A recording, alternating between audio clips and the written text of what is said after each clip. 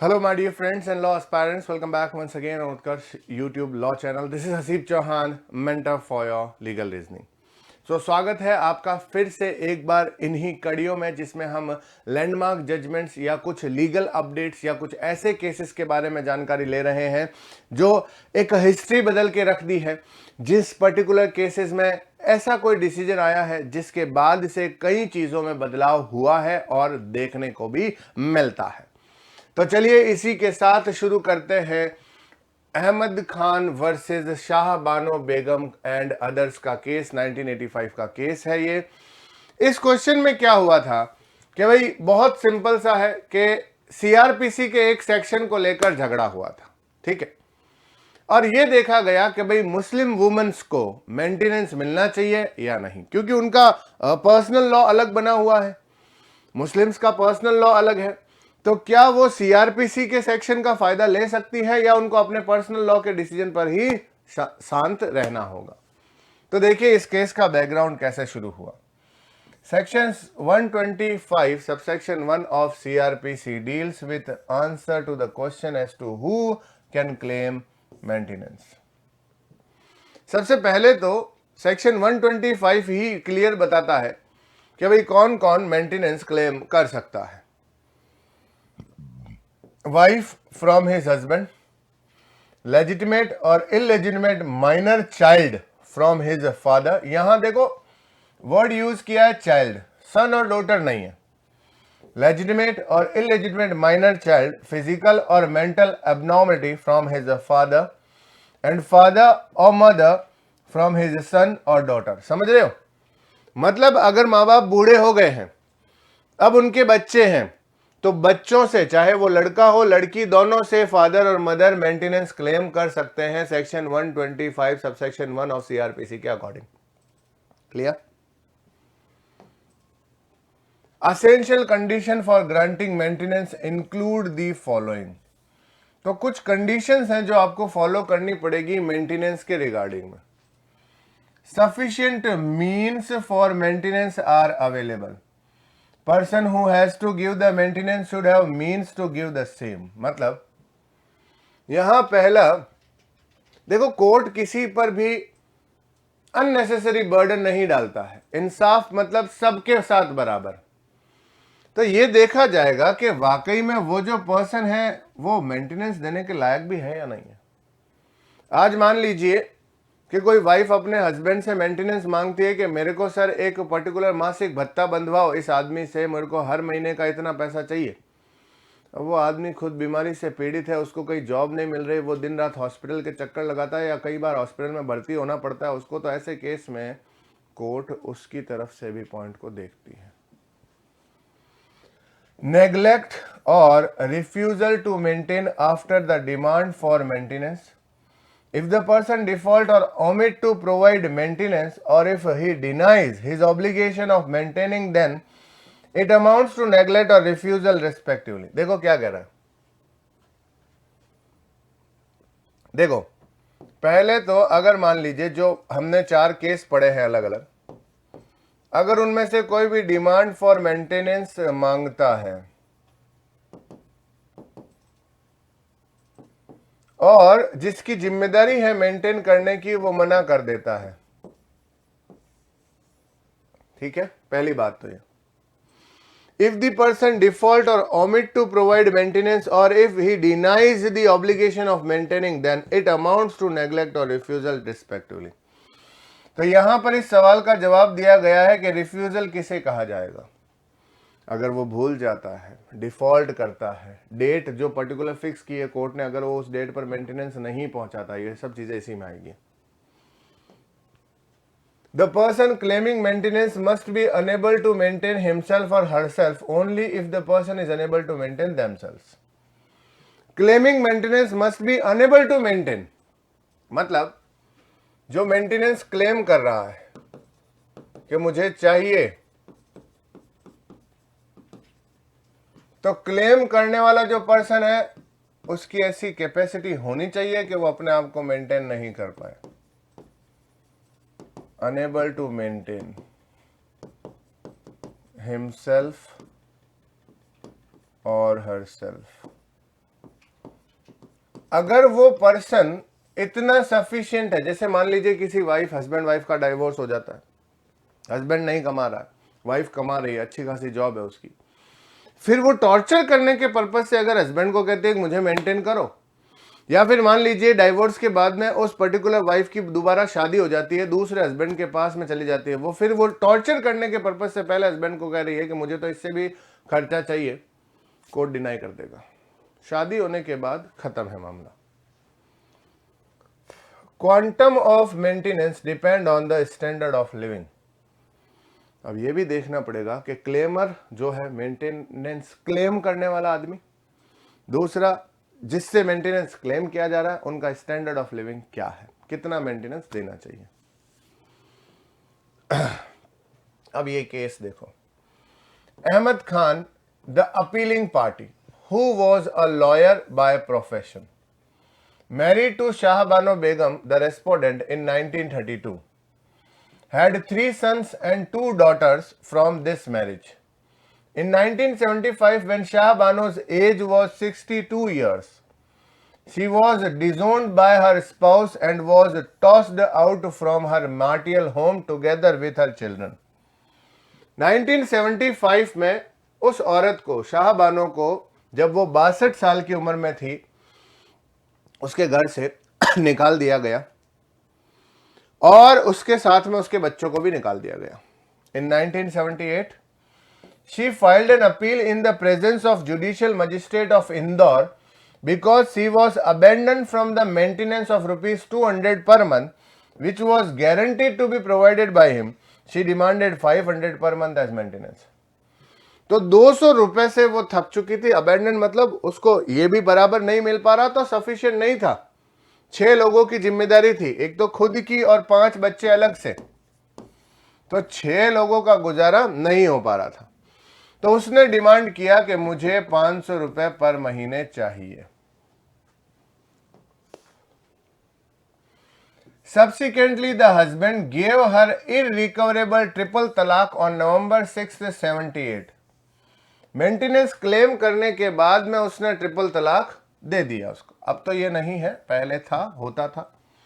And used it as a defence to not pay maintenance, और तलाक देने को उसने डिफेंस माना कि अब मेरा इससे कोई संबंध नहीं है, और पर्सनल मुस्लिम लॉ के अकॉर्डिंग आपको अब मेंटेन करने की जरूरत नहीं है तलाक होने के बाद में।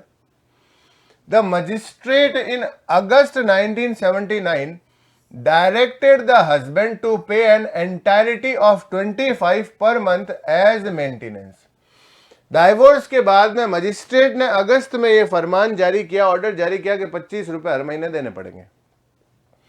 शाह बानो इन जुलाई 1908 made a plea to the High Court of MP to change the sum of maintenance to rupees 179 each month.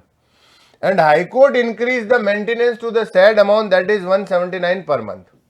तो 500 रुपए वाला जो प्ली था वो तो रिजेक्ट हो गया। अब देखो, तलाक के बाद मुस्लिम पर्सनल लॉ की तरफ से मेंटेन का कोई है नहीं ऑप्शन, तो अब उसको लगा कि अब मेरे को 25 रुपए का चलो ऑर्डर तो मिला कम से कम, तो अब उसने हाई कोर्ट में प्ली लगाई है कि मुझे 179 पर मंथ चाहिए। The same was challenged by the spouse, मतलब हस्बैंड ने चैलेंज किया with in the Supreme Court as a special leave petition to the High Court decision. अब हाई कोर्ट ने 179 का ऑर्डर दे दिया, इसका हस्बैंड पहुंच गया सुप्रीम कोर्ट में, वहां जाकर बोला कि सर मेरे को स्पेशल लीव पिटिशन SLP के अकॉर्डिंग ये डिसीजन जो है मुझे रिवर्स करवाना है, हटवाना है। अब इश्यूज क्या क्या हुए। Criminal procedure code 1974 section 125, whether the wife definition include a divorce Muslim woman, क्या वाइफ की डेफिनेशन में एक डाइवोर्स मुस्लिम वुमन जिसका तलाक हो चुका है, क्या अभी भी वो वाइफ की डेफिनेशन में आएगी? क्योंकि वहां तो वाइफ लिखा हुआ सीआरपीसी में।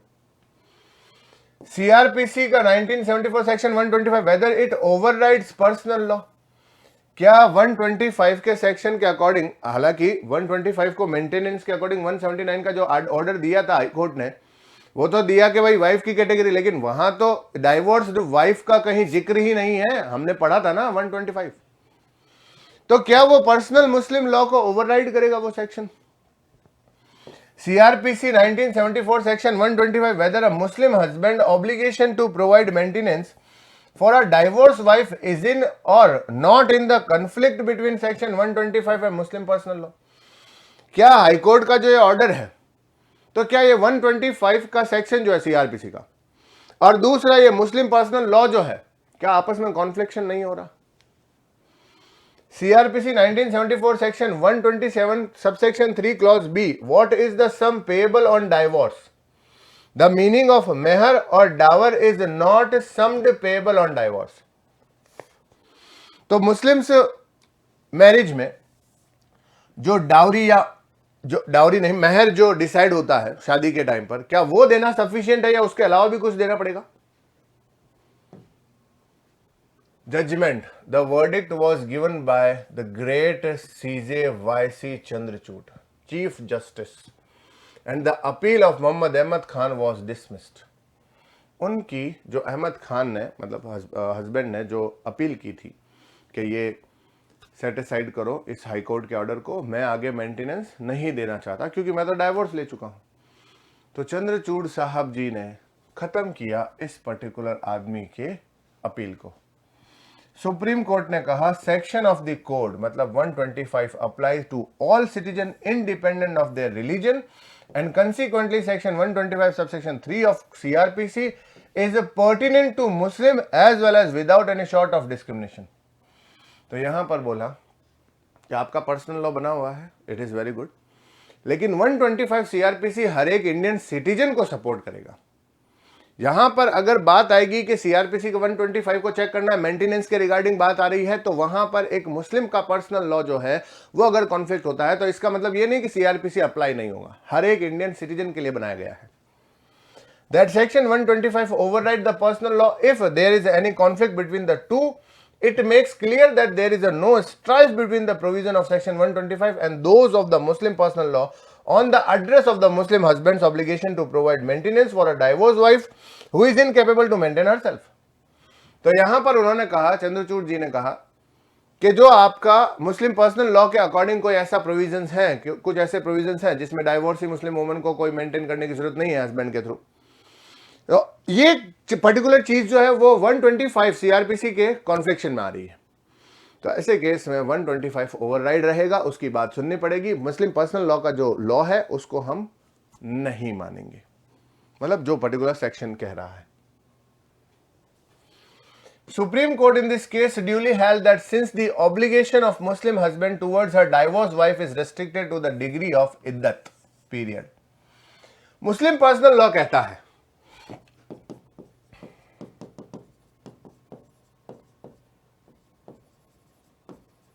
वो कहता है कि maintenance of wife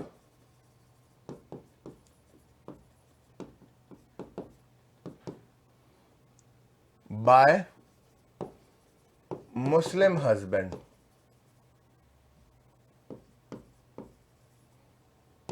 up to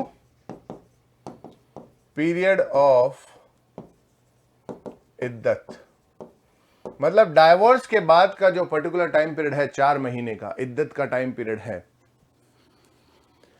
तो ऐसे केस में सिर्फ इद्दत के पीरियड तक ही उस आदमी की जिम्मेदारी होगी, ये मुस्लिम पर्सनल लॉ कहता है। ठीक है, वापस सुन लेना। सुप्रीम कोर्ट ने कहा since the obligation of Muslim husband toward her divorce wife is restricted to the degree of इद्दत पीरियड, इंडीड हकीकत में तो this circumstances does not contemplate the rule of law that said in section 125 of CRPC। तो ये particular जो point है, ये conflict जो हो रहा है 125 के लिए, तो 125 को छोटा नहीं माना जाएगा। 1973 and subsequently the obligation of the husband of pay maintenance to the wife extend beyond the iddat period in the event that the wife does not have sufficient means to maintain herself। अगर कोई particular wife अपने आप को maintain करने में insufficient है, अपने बच्चों को पालन पोषण करने में इनसफिशिएंट है, तो वो इद्दत पीरियड के बाद का भी टाइम पीरियड इसमें कवर करना पड़ेगा जब तक कि वो सफिशिएंट मीन्स नहीं प्राप्त कर लेती। It was further stated by court that this rule according to Muslim law was against humanity or was wrong because here a divorce wife was not in condition to maintain herself. तो उन्होंने कहा कि अगर आपका मुस्लिम personal law conflict करता है 125 के कि सिर्फ इद्दत पीरियड तक ही देना है, तो ये गलत है और हम 125 को सुपरसीड मानेंगे और उस पर्टिकुलर हस्बैंड को तब तक मेंटेन करना पड़ेगा जब तक वो सफिशिएंट कंडीशन में नहीं पहुंच जाती, जब तक उसके बच्चे इतने बड़े नहीं हो जाते कि वो खुद कमा सके, अपनी मां का ध्यान रख सके, क्योंकि डाइवोर्सी वाइफ के पास में अभी वो बच्चे इतने छोटे हैं कि वो अभी तक अपनी कमाई का हिस्सा या कुछ भी तरीके से अपनी फैमिली को मेंटेन करने के लायक नहीं हुए हैं। The payment of meher by husband on divorce is not sufficient to exempt him from the duty to pay maintenance to the wife. कि सिर्फ मेहर दे देना at the time of divorce, जो पर्टिकुलर डिसाइडेड अमाउंट होता है, वो एक sufficient means नहीं है कि आप छुटकारा पा सकते हो, उससे वो मेंटेन नहीं कर पाएगी अपने आप को जो वाइफ है। After a long court procedure the Supreme court finally concluded that the husband's legal liability will come to an end if a divorced wife is competent to maintain herself। कि कब लायबिलिटी खत्म होगी एक husband की, जब court को या जब वाइफ जो है वो इस तरीके की कंपिटेंसी में आ जाए, अपने आप को इतना सक्षम बना ले कि खुद को वो मेंटेन करने के लायक बन गई है। But this situation will be switched in the case when the wife is not able in condition to maintain herself after the iddat period. She will be entitled to get the maintenance or alimony under section 125 of CRPC. alimony मतलब या तो एक साथ पैसा ले लो और या फिर हर महीने का जो पर्टिकुलर जो मेंटेनेंस का अमाउंट है जो भी कोर्ट डिसाइड करेगा वो देना पड़ेगा।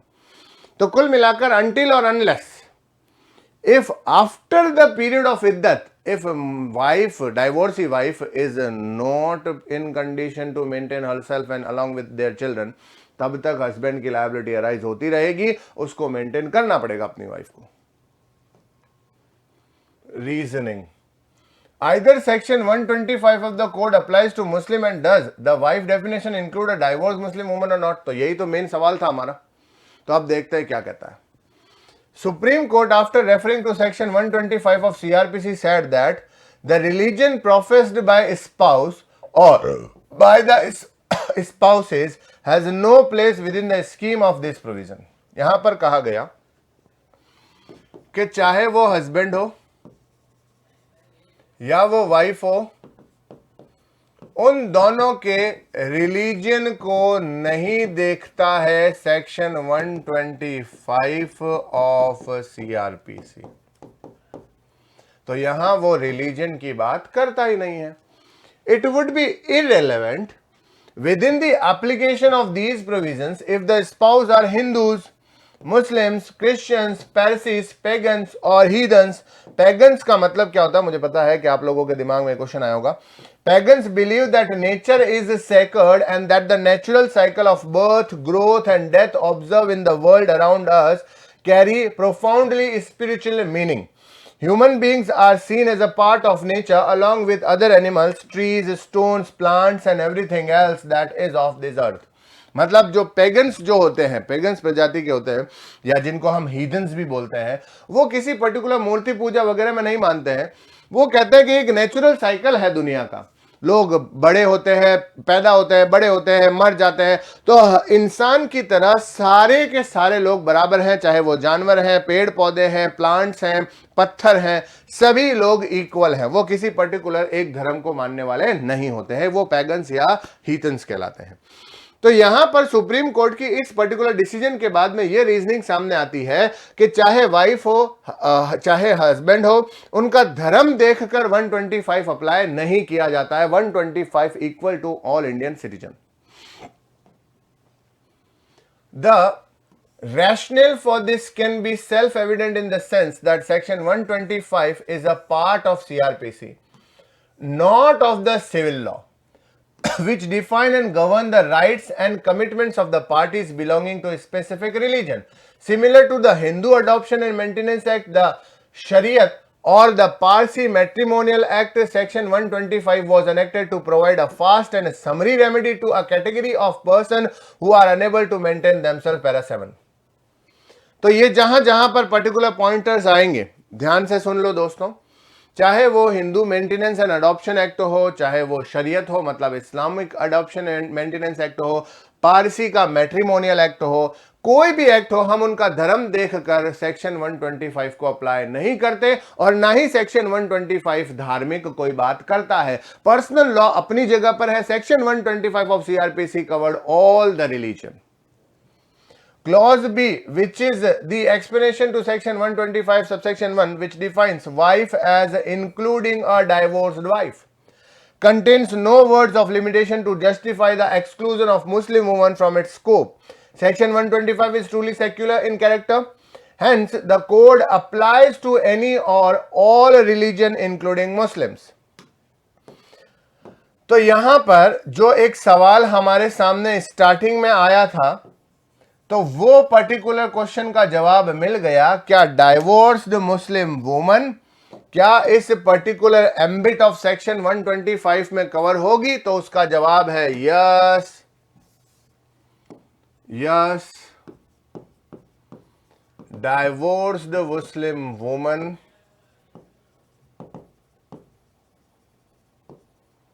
Can also covered under the provisions of section 125 of CRPC। खत्म। मतलब धर्म के मामले में यहां पर 125 बात नहीं करता या उनके रिलीजन के आधार पर कोई पर्टिकुलर जजमेंट नहीं देता, वो सब इंडियन सिटीजन के लिए बराबर है। आफ्टरमैथ, इसके बाद क्या हुआ? ये जो डिसीजन आ गया, इसके बाद क्या हुआ? Article 44 of directive principle in the constitution direct the state to provide for its citizen a uniform civil code throughout the territory of India. CJ Chandrachud, while giving judgment, stated the need to implement the same. He said a common civil code will help the cause of national integration by removing disparate loyalties to laws which have conflicting ideologies. A beginning has to be made. If the constitution is to have any meaning, this stimulates the debate on the uniform civil code in India. तो यहां पर इस particular case को सुनने और इसके judgement के बाद में जो हमारे चीफ जस्टिस थे उस पर्टिकुलर टाइम पीरियड के, चंद्रचूड़ साहब जी, उन्होंने कहा कि यहां पर एक पूरे इंडियन टेरिटरी के लिए एक कॉमन सिविल कोड लाने की जरूरत है ताकि धार्मिक मामलों को, उनके धर्म को अलग रखते हुए वो उस कॉमन कोड के बेसिस पर सारे फैसले बराबर, इक्वालिटी बिफोर द लॉ की तरह किए जा सके। Shah Bano's case judgment was criticized by many Muslims, especially Muslim scholars. They consider this decision in conflict with the rules of Quran and Islamic law. Subsequently, the Parliament of India in 1986 decided to enact the Muslim Women Protection of Right or Divorce Act 1986, protecting the right of the divorced Muslim women and those who have got divorced from their husbands were the main objective of this act. Under this act, ये चीज है।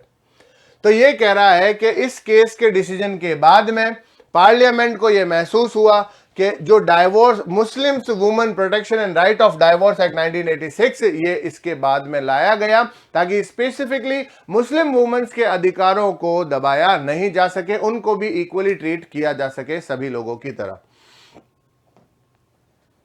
Muslim divorced women ought to be entitled to an adequate and reasonable sum of maintenance till the iddat period. When a divorced woman keeps up a child born by her anytime, sometime recently or after the divorce, the spouse is under a legal obligations to supply a certain of whole maintenance for the child to up to the 2 years. तो अब यहां पर इद्दत period तो maintenance है ही है। अगर मान लीजिए डाइवोर्स के बाद या थोड़ी दिनों बाद डाइवोर्स के अगर बच्चा पैदा हो जाता है तो फिर हस्बैंड की जिम्मेदारी होगी 2 साल तक उस बच्चे को मेंटेन करने की, उसके लिए मेंटेनेंस देना पड़ेगा। From the birth date of a child, the women are also authorized to get meher or dower and get back all the properties or estate which is given to her by her guardian, companions, relative, husband or husband's friend. इसके बाद में जितने भी particular, यहां पर धर्म की बात ही नहीं हो रही है, ध्यान से देख लेना। अगर बच्चा पैदा हो गया है और वुमन को डाइवोर्स मिला है तो ऐसे केस में स्पेशली मुस्लिम वुमन की यहां पर पहले बात की, फिर कॉमन सभी की बात की गई है कि जो कुछ भी उसको, उस लड़की को अपने गार्जियन की तरफ से, हस्बैंड की तरफ से, हस्बैंड के घर वालों की तरफ से, हस्बैंड के फ्रेंड, अपने फ्रेंड्स की तरफ से जो कुछ भी गिफ्ट मिला है at the time of marriage, वो वापस क्लेम कर सकती है। कंक्लूजन क्या निकला वो भी देख लो। So the court took a long time. The decision of rejecting the appeal is very historic because it keeps up the truth and faith of the individual in the judiciary. This judgment has marked the significance of maintenance which ought to be given to the divorced Muslim women who are not in the condition to earn and maintain themselves. The Shah Bano judgment pulled in a lot of opposition with authoritative bodies being against the decision for the reason of it being against the provision of Islamic law, but Supreme Court passed the impartial judgment and at last it had maintained the trust and faith in the citizen of judiciary. मतलब यहाँ particular इस case को बहुत criticise किया गया, बहुत particular ये माना गया कि आप पर्सनल लॉ को कैसे साइड में रख सकते हैं वगैरह वगैरह। तो लेकिन इसके बाद भी सुप्रीम कोर्ट ने इस तरीके का डिसीजन देकर हर एक इंसान, मतलब इंडियन के सिटीजन्स जितने भी हैं हमारे, उन सभी के साथ एक इक्वली बिफोर द लॉ का, नेचुरल जस्टिस का मुद्दा सामने रखा। This led to enactment the Muslim Women Protection and Right of Divorce Act, which given Muslim women receiving a huge one-time payment from their husband amid the period of iddat instead of a maximum month-to-month payment of 500, an upper limit which has since been expelled. तो ये जो 500 रुपए वाला case था ना, शाहबानो बेगम ने लगाया था कि 200 रुपए नहीं, मुझे तो 500 रुपए चाहिए, तो वो इसलिए था क्योंकि पर्सनल लॉ में 500 रुपए maximum period of maintenance, maximum amount of maintenance है, तो अब उसको उसी टाइम पर एक्सपेल्ड कर दिया गया, खत्म कर दिया गया। तो ये था दोस्तों शाहबानो बेगम का केस में, जिसमें पहली बार किसी पर्टिकुलर मुस्लिम वुमेन्स, डाइवोर्सी मुस्लिम वुमन को सेक्शन 125 की मदद मिली। सीआरपीसी का सेक्शन 125 बिना किसी जाति, बिना किसी धर्म के आधार पर सभी के लिए इक्वल साबित हुआ, इक्वालिटी बिफोर द लॉ, जो हमारा कॉन्स्टिट्यूशन का बहुत बहुत बहुत अहम और सबसे पहला फंडामेंटल राइट है, उसको यहां पर प्रूफ किया गया। तो आज की क्लास के लिए इतना ही दोस्तों। We will meet next class with another new case. तब तक के लिए tata, bye bye, see you.